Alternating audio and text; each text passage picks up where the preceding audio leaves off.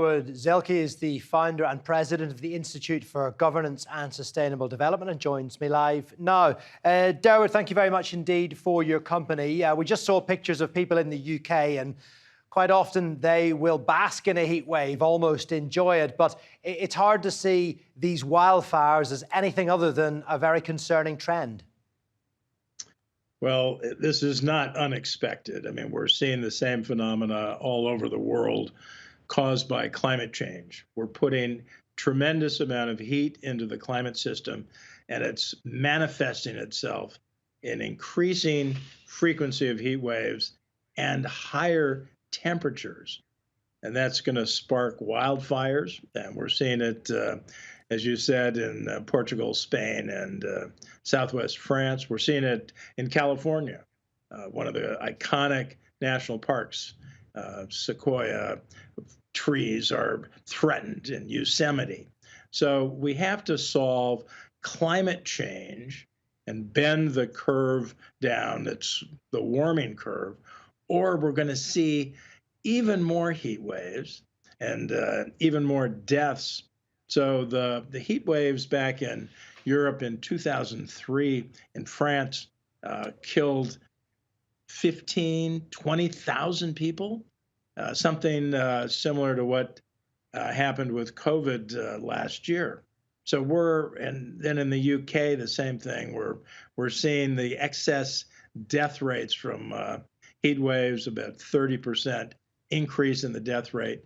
That's similar to the 40% increase in the death rate from COVID last year. So, we're on a very dangerous path, and we need to slam on the brakes of climate emissions.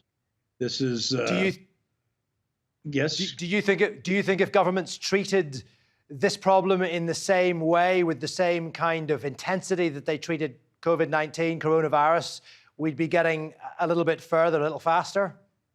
Yeah, absolutely. That's a perfect analogy. So there is a set of fast mitigation strategies that can bend the warming curve almost immediately.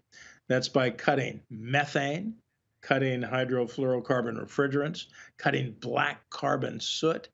That'll turn down temperature really, really quickly and give us a chance to adapt while we decarbonize. And that decarbonization is going to take us longer. The goal, of course, is 2050 to reach net zero. But that's way too far in the future to keep us from these heat waves and the associated climate impacts. So turning down the heat today requires that we cut the short-lived super climate pollutants, starting with methane. But it does appear, Durwood, that we are going to have to live with situations like this. I mean, how do we teach people to be prepared and to deal with these, what seem like annual events, these wildfires? Yes, well, I mean, everybody's going to have their go bag packed. They're going to have to clear the brush from around their houses and other buildings. And this is very important to get rid of the combustible material that accelerates the fires.